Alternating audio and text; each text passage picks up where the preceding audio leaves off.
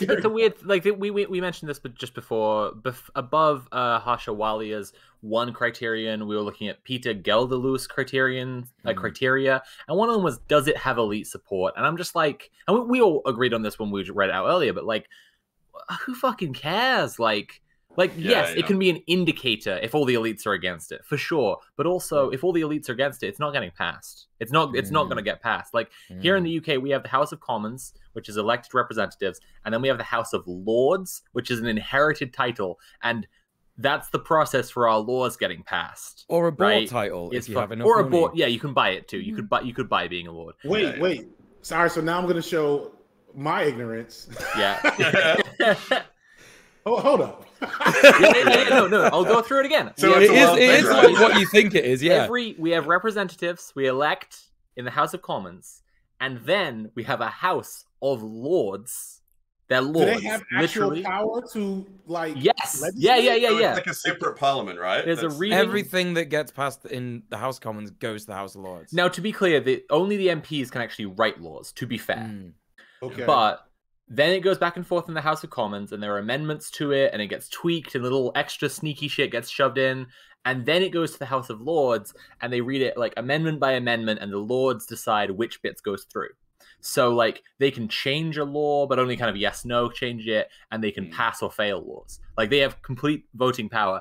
And the weird thing is, after everything I've just said, they are the only ones standing in between Britain and full fascism right now. Because, which I usually, trust, I would not be, like, defending the aristocracy.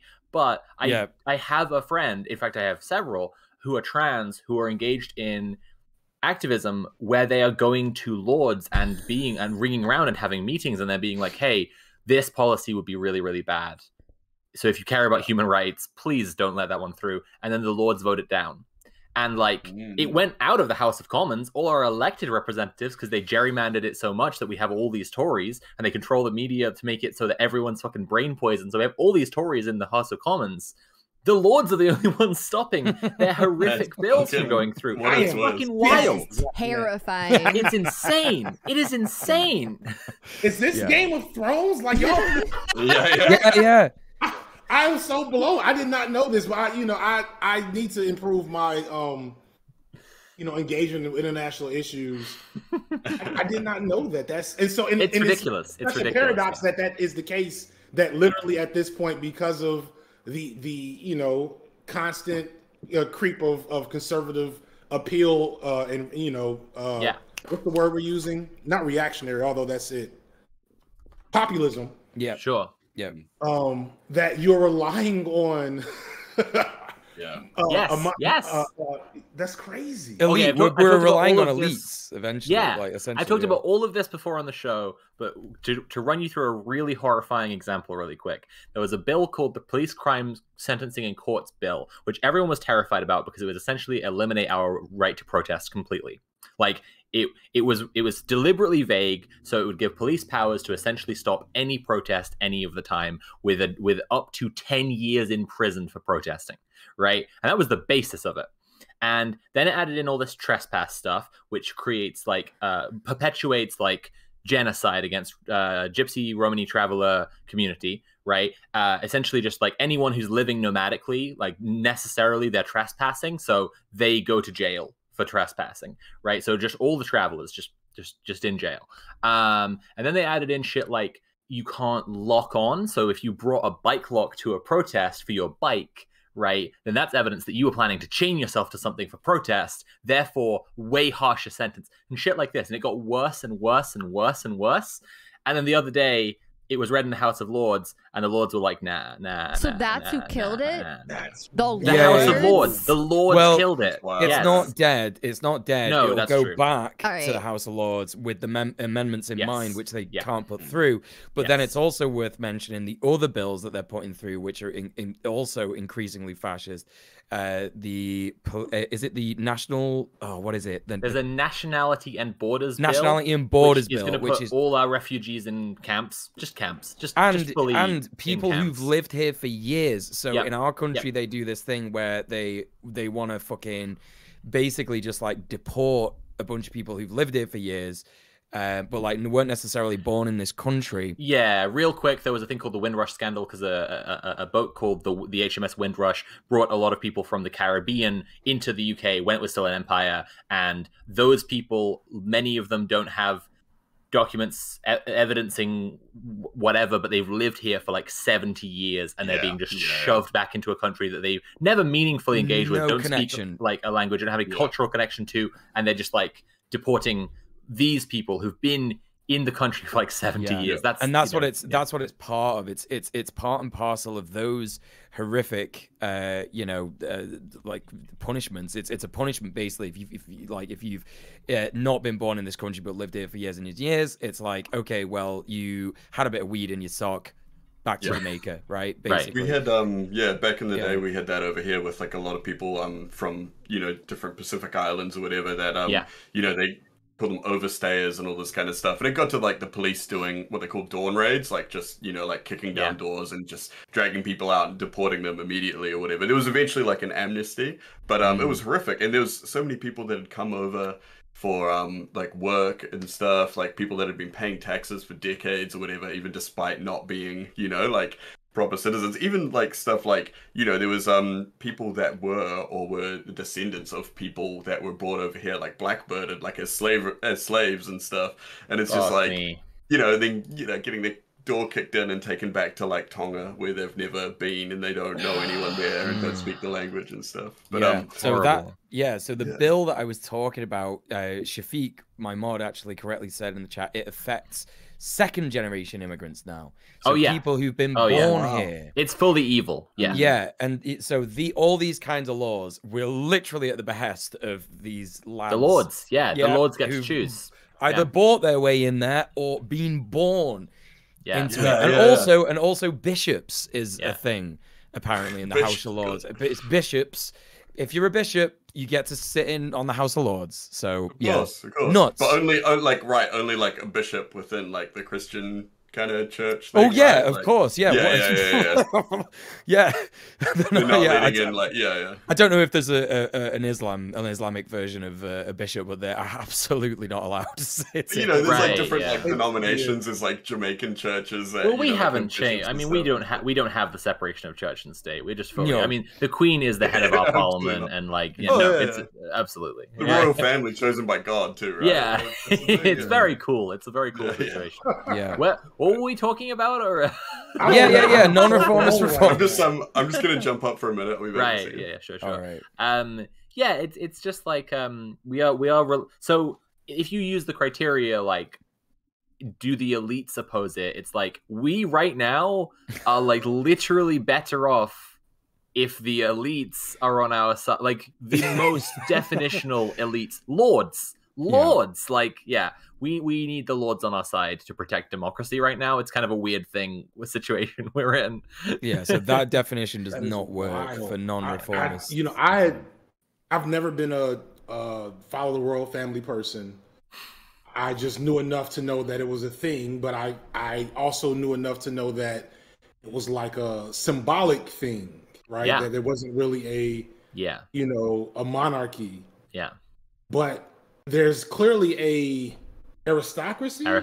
Absolutely, 100%. Which is wild. Which, to be fair, I would say there absolutely is an aristocracy in America. Like the families who've been going on the longest and have the most money, absolutely. But like, it's so much more explicit. Like they vote on our laws. Like, rather than just like lobbying the government. Wild. I was gonna say that's like, you were saying about not lowering the bar, but like not getting bogged down with things that don't necessarily actually matter that much. So right? It was like two areas of thought. It's one, like it's one step at a time, and I know, like, again, hinging on the quote I put in the chat, which is, do not let my 40-year-old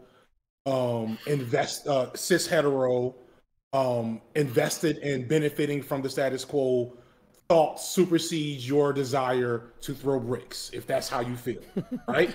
Or to give water bottles to homeless people. Or to give water bottles. Because we, on Red Planet, do not advocate for any of that illegal activity at all. We just think that it's inevitable that people are going to engage in it because of how the state has let us down. It's so inevitable that it's already happening. Yeah, I mean, yeah, inevitable would imply it's in the future. You're right. Yeah. No.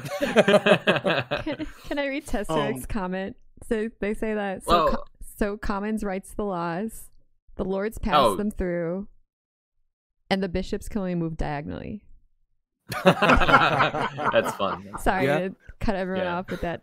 Go on, FD. What were you saying? And that was very worth it. So there's that, right? That bar that we're trying to cross first before we figure out what the next step is. Yeah. But in conjunction with that, I really think there's a big need for us to find ways to dismantle the hold of conservative thought and fascist thought on the general population, and to kind of help them connect the dots between their innate communist belief systems and the actual policies they support and engage in that harm them. It's, the wildest shit is these people that are, on their deathbeds talking about, I still wouldn't get the vaccine.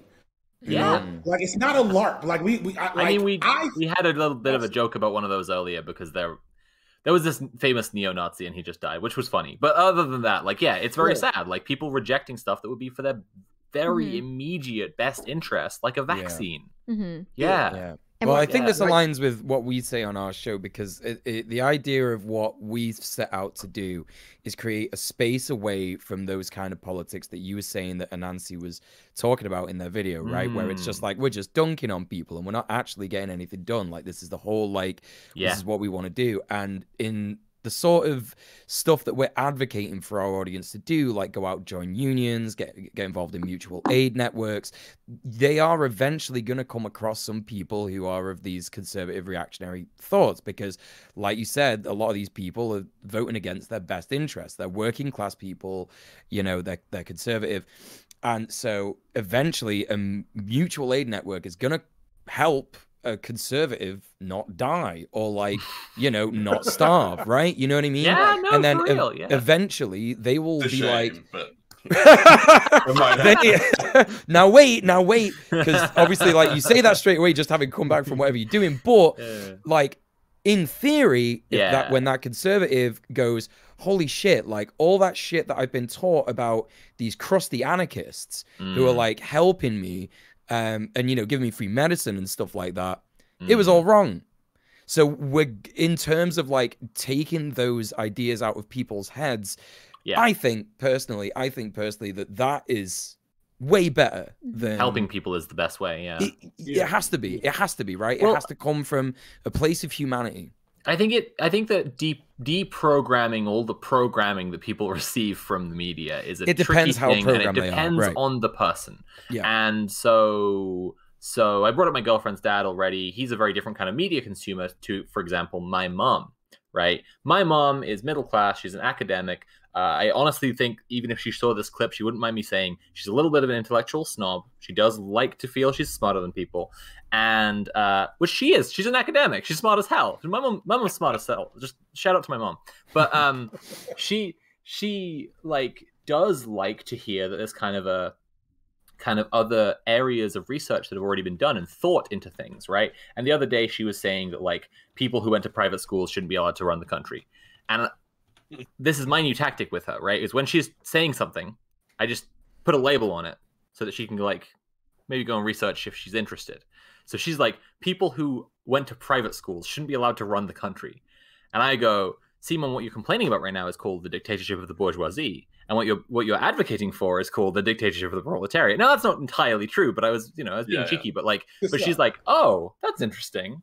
Right? Like, I'm like, Marx kind of wrote about this, and she's like, oh, But by contrast, Muel and I over the weekend were watching. I was just about to say this. Yeah, by contrast, Muel and I over the weekend, we watched.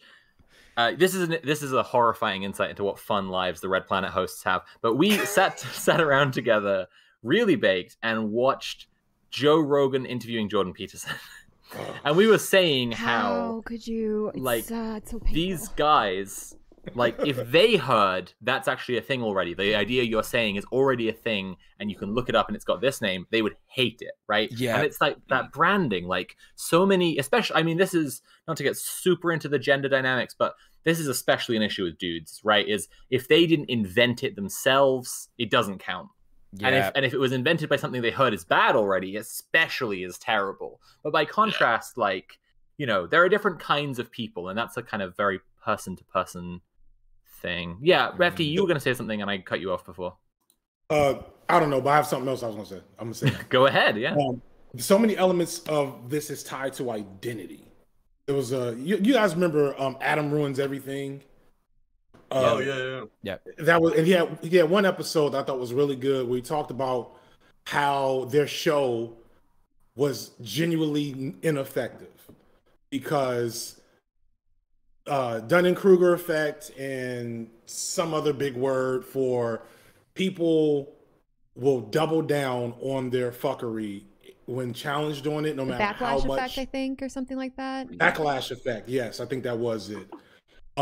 If that ideology is tied to an identity. Yes. And backfire that effect. is There it is. Backfire. the big challenge. Thank you. Yeah, definitely. And like something, so like I nicely covered this briefly, but like a big thing about our current state of affairs in the States is Jimmy Carter becomes president in whatever year that was. He's the first Democrat to become a president in like 20 years or some shit. It's a long time. And Jimmy Carter is as socialist as a president has been in America up until, you know, since. Yeah. Period. Yeah. Right. And then the backlash to that was pretty handily handled.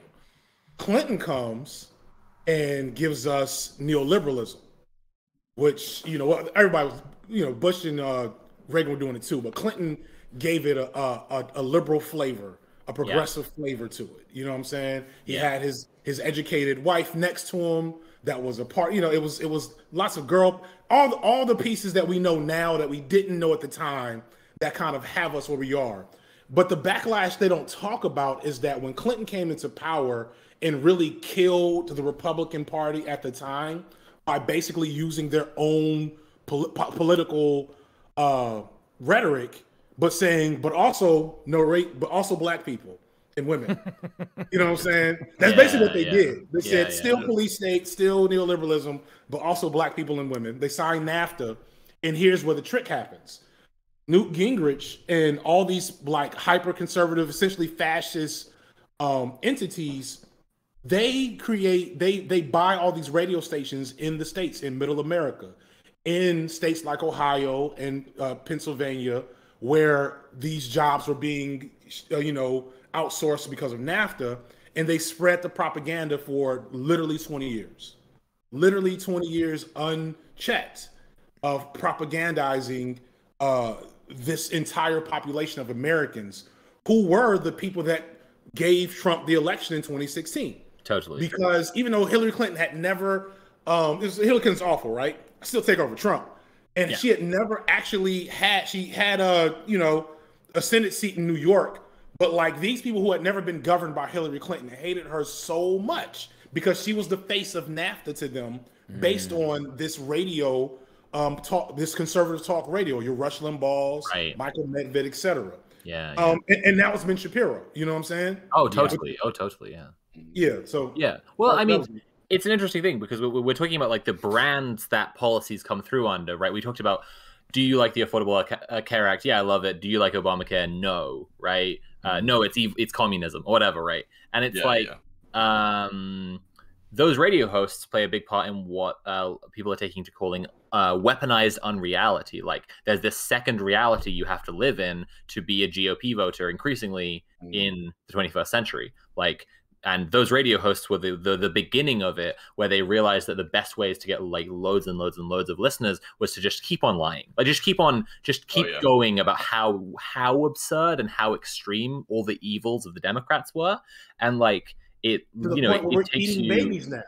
Oh, yes, exactly. And then you look at Alex Jones, and it's just like... You get to the Alex Jones. Adrenochrome. Oh, there's so much adrenochrome. Vampires. Yeah. Little goblin guys. The Chinese factories are producing baby parts that are selling to the Democrats so they can take the adrenochrome out and they can feed them to the voters and the voters drink some apple vaccine. Juice. You don't realize, but vaccine is 99% baby parts. Yeah, exactly.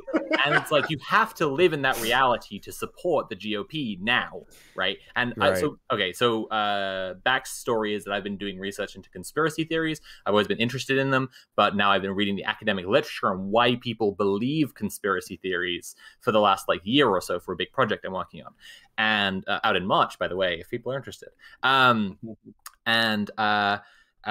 It's very much that, right? Living in a completely different reality. And when we were watching Joe Rogan and Jordan Peterson, the two of them were talking about ways to protect the environment and ways to change things that would be better for people, and ways that they think the left, but they mean Hillary Clinton, they don't really mean the left, don't care about the working class. And Muel and I were looking at each other and we're like, he's advocating socialism? What the fuck? He started advocating protected coastlines and fish and helping fish come back and shit. It's like a beautiful moment where Joe Rogan is literally talking about, I can't remember specifically what it is, but it's unmistakably socialist, and then immediately makes a joke about, hey, you know all these communists on Twitter, they do communism on their iPhones, literally. He goes what the fuck is Checkmate. It's something about universal. It might even be universal income. He is saying that. He goes that would be good. iPhone Vuvuzela, 100 million dead, Karl Marx, blah blah blah. And it's what the fuck just happened? So they love communism, but not under the branding of it's socialism, it's communism, stuff like that, right? Yeah. Well, I mean, it's you see these dudes having conversations with, with Bernie or with Dr. Cornel West and stuff, and it's they agree with what they're saying, when they're actually talking to someone, who is talking about these things or whatever. When Bernie got to the town hall, his numbers shot through the roof. Give the man a chance to explain his policies in just common sense language. People love them. Yeah. But it's when Joe Rogan and Jordan Peterson and stuff, when they're talking about lefties and communists and stuff like that, it's the ultimate just making a guy up to get mad at. It's the straw feminists, the straw black nationalists. Oh yeah. Oh, it's kind of a funny thing because in the conversation, Jordan Peterson was saying leftist, and he meant Hillary Clinton, which I hope no one here is under the illusion that Hillary Clinton is a leftist. But then Joe Rogan was talking about leftists and seems to know who leftists are. So they were at this weird cross purposes where Jordan Peterson keeps on being the leftists don't even care about the working class. They'll pass these policies which will do all of these things. And Joe Rogan's no, I think leftists do. What do you want? He was really. It was so funny. He was correcting him. Voice sound like that? Can I just put that out there? I avoided actually listening to him for years because I had read quotes. Right. Jordan Peterson actually sounds like Kermit the Frog. And I was like, this is the dude. I think he's changing his voice though. If you listen to him now, it seems like he's actually maybe he's got some voice coach or something, and he's trying to tone it down. And I wonder if it's because he was actually getting, ridiculed for it or whatever like that. Why doesn't he change his ideas? That's what people are making fun of him for. Right. Ideas he should change. Yeah, he's also had to have that voice training because every single time he talks about something with a tiny bit of emotion, he just cries now. And he's not allowed. He's not allowed to show his audience that men cry. Claims to hate trans women, does voice training anyway. I was gonna say. I know. I was gonna say. I always say Jordan Peterson's voice is Kermit the Frog. If Kermit the Frog had to deliver Kylo Ren's lines from Star Wars, absolutely. That's the internet. It's I know what I have to do, but I don't know if I have the strength to do it. Yeah. You wish Han Solo was your father. Believe me, he would have been a disappointment. All right, so one thing I want to bring up, going back to this conversation I had with Alki, is the other thing we have to worry about, or really not even worry about, the thing that I think is fucking us over, because I've thought about a lot, my growth and position suddenly as a person on the online left, because I didn't start out seeking to penetrate this space, right?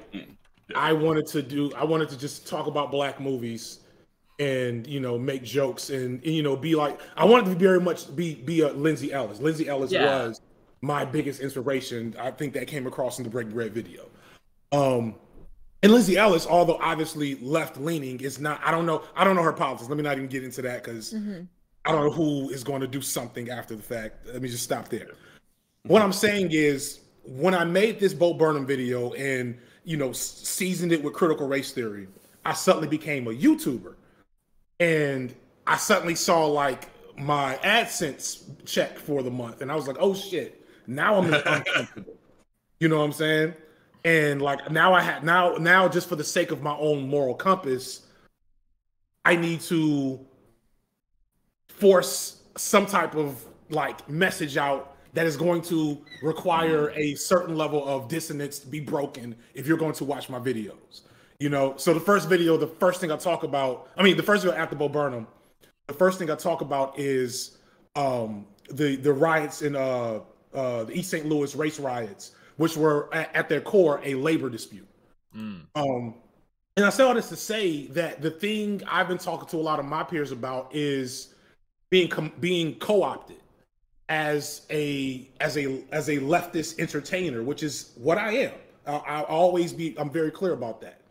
And so many entertainers are leftist entertainers, and it has the unintended effect of providing blueprints for neoliberalism to do what Achille told me is called recuperation of leftist and radical ideas. So it goes from being abolish the police to reform the police, right? Black Lives Matter stops being a principle and becomes a brand and a flag you can buy for your house to virtue signal. Have you seen the episode of Black Mirror with the guy who holds the piece of glass to his neck? Yeah. And then he becomes a show? That's recuperation. But for chat, if you don't know, right, the episode where the guy holds the glass to his neck and then he gets a show doing the same thing, that's recuperation. Yeah. I stopped watching Black Mirror after the episode. I was like, I can't. I'm not watching a single episode after that one. But yeah, and so that's the thing that becomes the paradox of like that first rung is, do we go in radical as fuck, minimize our capacity to make progress, but maintain the principles of the policy and the goal, or do we offer a lob up, an alley-oop to the system and say, hey, do this, call whatever the fuck you want, but trans rights, immigrant healthcare, you know what I'm saying, etc. And and the thing I always point out is that a lot of the work I did, which was within the what the hell is Tiana's YouTube name? Fab Socialism has a great video she just released a couple weeks ago on the nonprofit industrial complex. So I did a lot of nonprofit work. So that still serves the system, but it also provided like food and clothes, and in my case, like rescuing girls in sex trafficking. They don't care if I'm a leftist. You know what I'm saying? And so like it becomes this conundrum that I feel like we aren't engaged enough with as we talk about our ideas and our views for the future. There's so many details and nuances that are, I don't want to say they're missing, but they're underdeveloped in the discourse. FD, I think you're in the right fucking place, man. Like, yeah, you really are. You really are. So Red Planet, okay. Firstly, the reason we're doing this show is that people aren't providing the education that people need to help each other and survive and feed each other and protect one another as capitalism is falling apart. Like, very clearly, we look around us, the hospitals are full, the supply chain is failing, shit's falling apart. But we need to take care of each other. And that's what the show is for. Like, we literally here, like, what can we actually do? And there's that radical side you're talking about, right? Where we're very explicit about what we think is going to happen from here on out. But, like you say, we need to know where to do electoralism. And that's why we're doing this episode today, right? Non-reformist reforms is how you can figure out what is worth your while. Like, when is it actually worth it at all bothering with electoral politics? And basically, unless as a voter, I suppose, right, it's pretty simple. If the non-reformist reforms are on the table, you can vote for them. But I guess, it sounds like you have this experience of it being incredibly frustrating on the inside of like the reform world, trying to get it to be, trying to get things to be as toothless as possible so that someone will actually, not read it, like you said. Yeah. There's so many leftists. Almost everybody I worked with was a leftist. Yeah. Almost everybody. People who care. Absolutely. Yeah. The system works with people who care, but it doesn't care that they care, because it doesn't work for them. It's just using their labor to get what it needs to get done. Right. I hope also, like, I've brought this up a few times, but I'm writing this thing called Cyberpunk 2022, a direction for the online left, which hopefully we get before the end of the year. Otherwise, I'm able to change the name to Cyberpunk 2023. But one thing I want to talk about a lot in there is the distinction between organizing and left culture, right? And I think what you were describing just then is really pertinent to that conversation, because left culture, like, is good. It is unequivocally a good thing if loads of people log onto YouTube every day to check out the new F.D Signifier video because they want to engage with the world as a leftist, right? And so that's the way where entertainment is not just, just entertainment, so to speak. Right.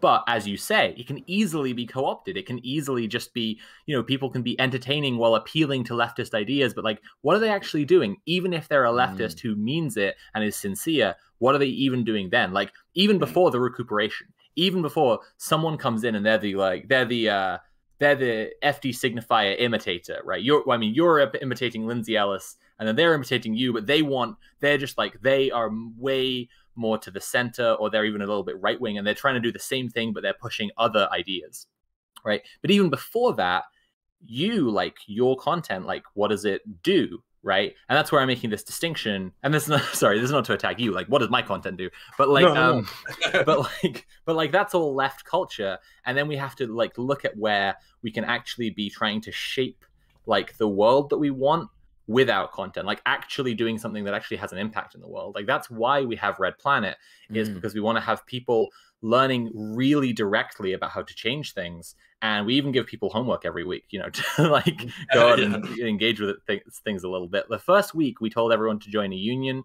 Loads of our chatters did it, right? And not just workers' unions, but also tenants' unions. We got people into tenants' unions, shit like this. Like, this is what I mean. Like, you are on the money, and I was very pleased to hear you say all of that stuff, because 100%. That is exactly what we're trying to plug into here. Yeah. Also, and I'll repeat this to everyone who might be interested, we would love if you copy us, folks. If you're in chat, and if you have any way around where you're like, I like Red Planet, but it could be better, do it.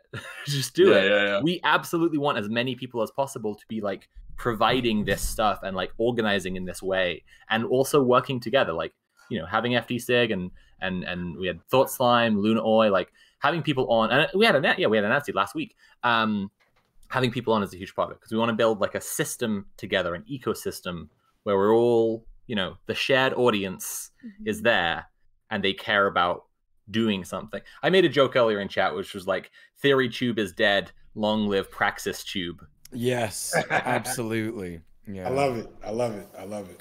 But let's get back to the main topic of the day. Practice is very cool, but sometimes policies can be worthwhile. That's the main topic today. Yes. Yeah, cool. Maybe we should see if chat has any questions for us, because I know they've been asking a bunch. That's a nice idea. Yeah. What did we got? Let's have a look through. I can't see the chat. I'm still looking at SD Discord. Where should I be? I'll give you a link. Hold up. Yeah, I'll link you it. Yeah. Chat, hit us with any. Sophie, are you doing it?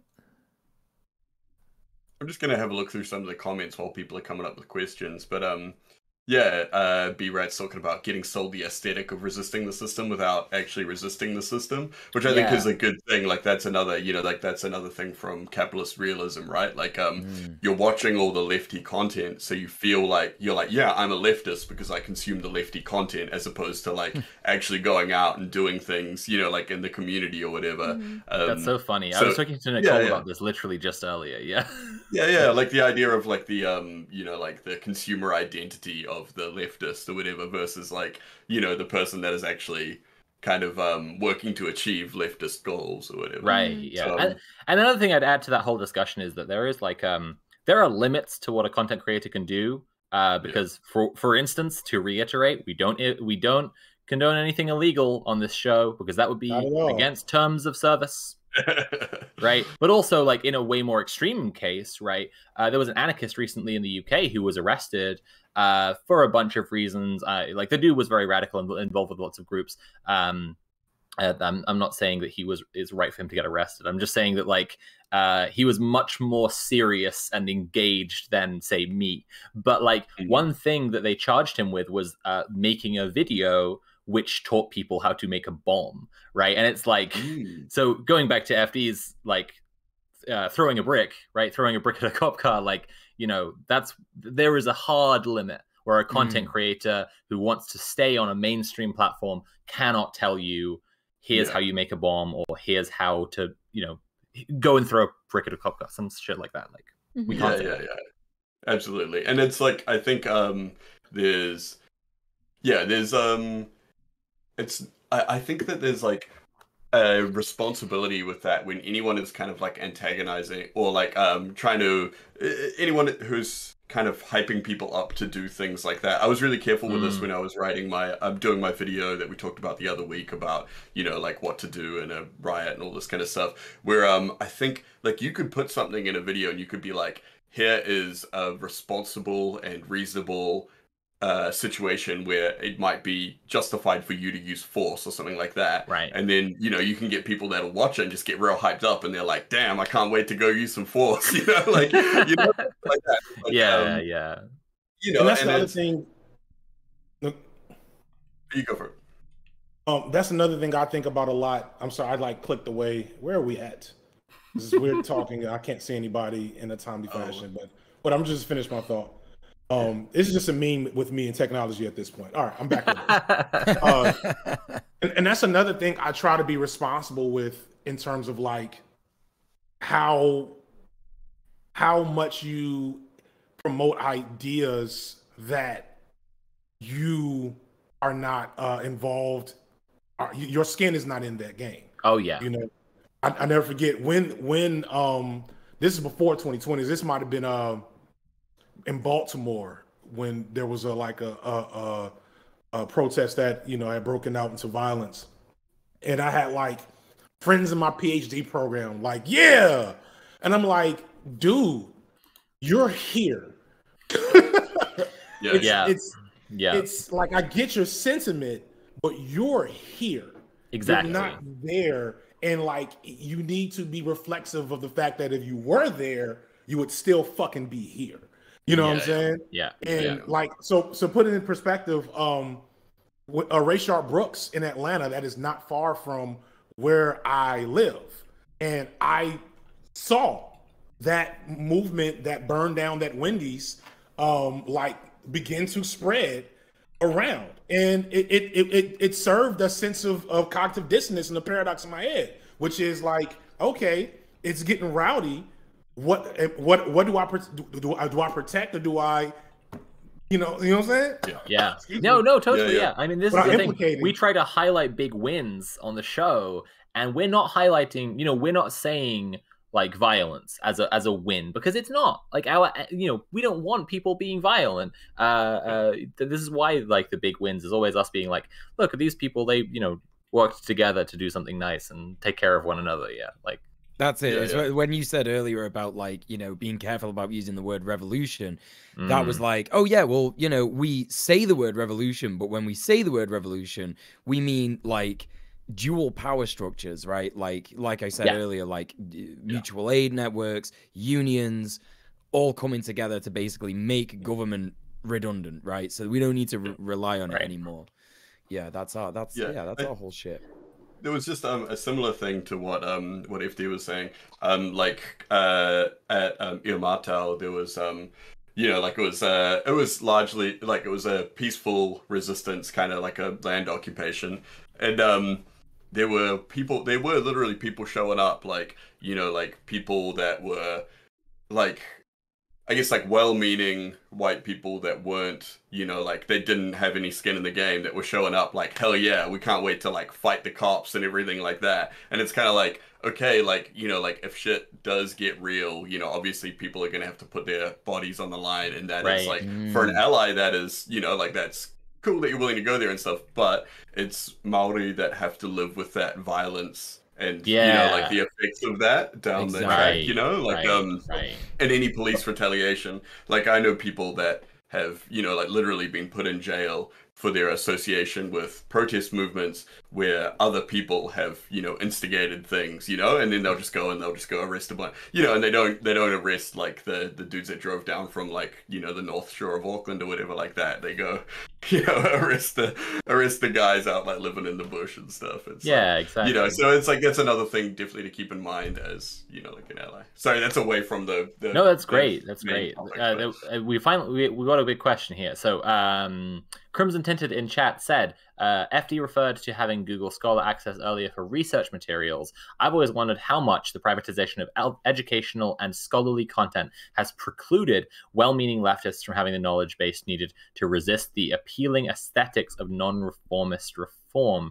How do you see rebuilding that base outside of privatization turning out? How can we facilitate this and tie this to material outcomes for people? So I think what we're kind of, I think, if I'm understanding the question correctly, what could we change to make it so that there isn't like that gatekeeping of knowledge, right? Is that a fair that's what I read from it? I think it's this. Okay. Like I think, and like one of the things I've been super intentional about is like putting out the idea that this type of stuff, content creation, is super important and valuable and revolutionary, even if it's a dumb YouTube video and I use memes in the middle of it, because I am a PhD student, or I'm about to be a former PhD student, because I'm like, I don't feel like finishing the shit.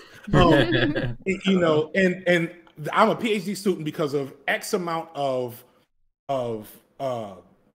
benefits and privileges that led to that result, not so much my own, you know, choices. It's because I had an opportunity structure and enough wins that led me to that point.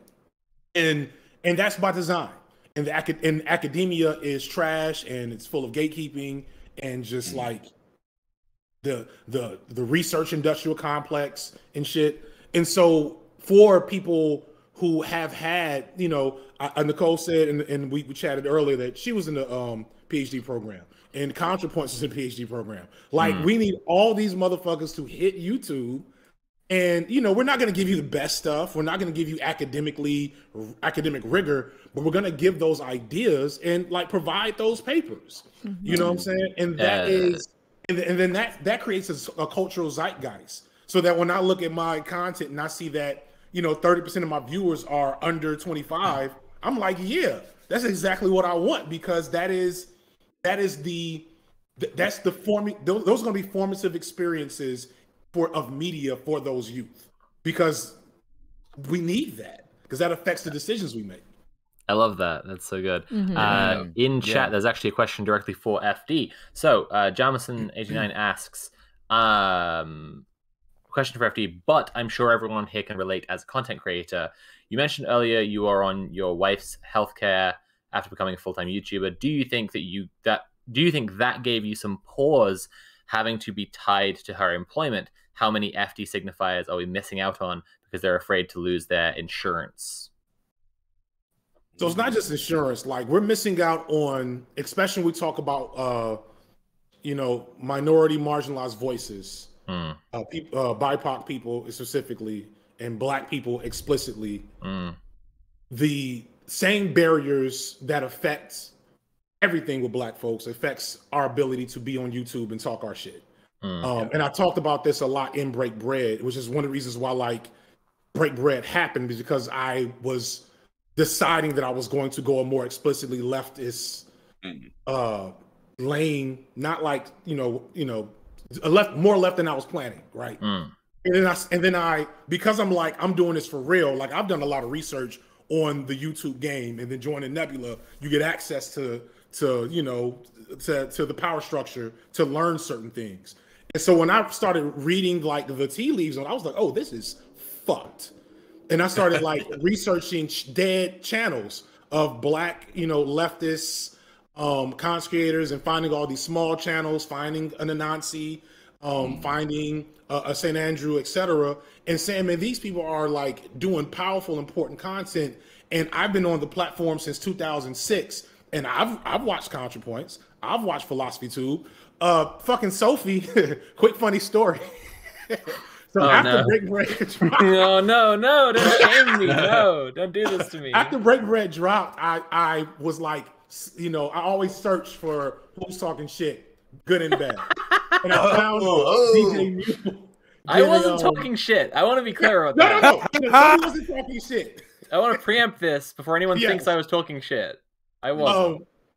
Long story short, Sophie was like in the chat of DJ Muel's live and was like, how the hell did John the Duncan get mentioned before I did? And the funny thing is, I had been watching Sophie's content for about a year at that point. I was explicitly wanting to talk about white dudes, so like I left you out. I'm sorry. Shout out John the Duncan, by the way. But it's interesting because actually, as well as that, in DJ Muel's chat that day, I was saying how trans people go through exactly the same dynamics unless we are explicitly talking about trans stuff. Like ContraPoints is a great example where she's made tons of like hour-long videos about like, here's what I reckon gender is, to try and explain to cis people or whatever. And it's like, not every trans person wants to fucking do that. Like in the same way, like FD, you wanted to just talk about some movies, right? And you know, until you talked about black politics and about the exclusion of black people from this space, right? Like, well, sorry, you said the Bo Burnham was the big one, right? But like, it was still Bo Burnham with the critical race theory, you know. Exactly. You know, and in the same way, like, I've wanted to talk about TERF several times, and I keep on putting the project back because I'm just like, I just don't want to have a video go big just because I'm a trans person talking about trans stuff. I want people to respect my actual, like, you know, my ideas on their own grounds, not just because I'm this voice on this thing, you know. Right. And then we talked about the intersection of that with Anansi, who, you know, also, you know, is a friend of both of us. Yeah. And the algorithm and YouTube as a platform isn't set up to do that. It's set up to serve the audience, which basically means to serve the status quo. Yes. Which means trans people talk about trans stuff, black people talk about black stuff. Yes. So on and so forth. And every once in a while, I want to sneak through the filter, and here I am. Yeah. And it's really like fucks with me on a daily basis. Yeah. And so it wasn't just the healthcare. It's the fact that I got a little Biden money, bought a computer. I had a couple of homeboys that were doing, you know, style blogs and shit. It's like, yeah, just film it on your phone.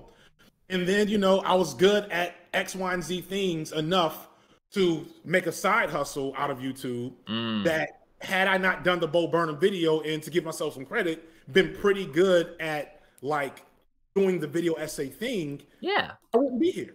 And there's so many dudes like me, which is why I always keep coming back to the well, like, check this channel out, because the platform, you cannot get on YouTube without certain privileges, even if it's not just a decent mic, you know, which I still don't even know how to fucking use half the time. That's the answer to that question. Yeah, no, I completely agree. I use the share function on people's videos all the time. I think I did that literally with Break Bread. Like, I want to get my audience seeing other stuff outside of just what we're like, outside of what they're recommended, because like they don't even get recommended stuff that like from channels they're subscribed to. And at the nice intersection of that and something we were talking about earlier, I wanted to mention organizing interviews, which I already mentioned earlier, but this is another kind of content that I think people could easily copy. It doesn't run afoul of terms of service, and it could genuinely make a huge impact to the real world. I've been doing this thing for the last year where I get in touch with activists and organizers, and then I just have a Zoom call with them for an hour where I ask them about like what they do. How can other people get involved? How can people do their own thing if they're too far away to get involved with your org directly? You know, this stuff. And now I'm publishing them. And like, so the first thing to revisit this, none of my subscribers are seeing it, right? I have nearly 100K subscribers now. It is the lowest ranked of all the last 10 releases I've made. Every time I release a new one, no one is seeing it. Whenever I ask, even my patrons, right? I'll be talking to someone who I more or less know as a friend, and they're just like, oh, I just didn't see it. like I just didn't. It wasn't on my page at all. Like it gets flattened, but the thing is, I think if like there was more content out there like it, the algorithm would respond more to it, and we'd make more of a space. So like that's one thing. I would genuinely want more people to do that shit because it would make a difference. But it also fits into what we were talking about before with like when can content actually make a difference, right? And I think this could be an interesting one, right? Because I've tried to focus on people on the ground. I've tried to focus on people who are doing a thing directly through organizing and through mutual aid. But to bring it back to the topic of today, right? We could do more to focus on non-reformist reforms. Like one place where we could use our content for some good is we could really focus hard on specific policies that have a chance of, have a chance of passing at all that are non-reformist reforms. And we go, pay attention and get involved with this and tell your representative that you want them to sign off on it, or tell them, tell them to back it, or tell them that you won't vote for them again if they don't back it, or shit like this. Like this would be like kind of actually mobilizing people to make serious changes. Empire28 says, are they on a specific day of the week? I'm intentionally seeking a new content out. Yeah, every Friday, the best day of the week to release YouTube videos. That's funny, isn't it? You still can't seem to find it even on a Friday. Yeah. That's weird. My best day is Monday. Really? That's bizarre. Okay. That's bizarre to me. But yeah, no, it's a time zone thing or what? Yeah. Who knows? Maybe. But yeah, I think my audience started with, like people my age who are like fucking off at work maybe on a Monday. But like Monday is my day. Well, Monday will be really good for me streaming for that reason. But if I'm releasing a video, people seem to love to like go watch my videos on a weekend, and I'm like, guys, get a life. For sure. Oh shit. But yeah, that's another way that we could be doing more, is I think like getting people plugged into non-reformist reforms. And it's just to kind of to amplify what Sophie's saying here. We have, at least from what I'm told, so I've had, in doing Break Bread and connecting to Nebula and maneuvering these, establishment networks, I've had chances to have conversations with people that should know and should be able to say X equals X, Y equals Y about the algorithm of YouTube, etc. So they tell me that we can manipulate the algorithm through networking, through sharing each other's videos. It won't have you won't have like a perfect impact. Yeah. So to point out, Khadijah and Bo shouted out, I think maybe 30 channels over the course of 2021. Yeah. And probably only 3 or 4 of them popped off. Me, Foreign Man, Intellectual Media, so on and so forth. So you kind of have to have, the talent, whatever. Yeah. But we're now all connected in the algorithm's eyes. Yeah. So 9 times out of 10, if you watch one of my videos, you're going to get suggested an Intellectual Media video. Exactly. And so if I put out there, go watch Anansi, or better off, because Anansi's like, I'm kind of over being a YouTube star. Like, but if I say go watch, St. Andrew or Sophie, then our channels connect. And now the algorithm's like, yo, I got this new big F.D Signifier video. So you did that? All right, next up. Right. Sophie, you know what I'm saying? And so like those things are important. So if you are subscribed to any one of our channels, like you really have to do some of the work with us in keeping that network and even the algorithm's desire to promote our network strong. Is basically what it comes down to. Because that's how Lindsay H. Bomb ContraPoints became the first wave left tube or whatever people are calling it. Yeah, that's exactly it. This is what I mean when I say make an ecosystem. And this is also why, so I'm releasing a video next week, which is just like a summary of like all the political stuff I'm doing, like Red Planet, telling people what I'm up to. And one of the things I'm going to say in that video is just like, hey, even if you're not like, you don't think that organizing interviews sounds interesting, can you please go just give it, like, just leave it on in the background or something and give it a like? Because like the more people who do that, the more YouTube will say, oh, Sophie's subscribers actually do want to see her videos. So we'll show them to more people, like kind of thing. And I'd say the same thing to content creators would be to like, please like share it through the share button. But like, in the same way, if you if more people are making content that's like organizing interviews, or more people make stuff that's like Red Planet, there will naturally be that same shared audience, and you have the same effect. Exactly. Yeah. You make an ecosystem, and then YouTube or the algorithm knows, it doesn't know things really, but it knows there's a space and a potential for it to get lots of eyes on something.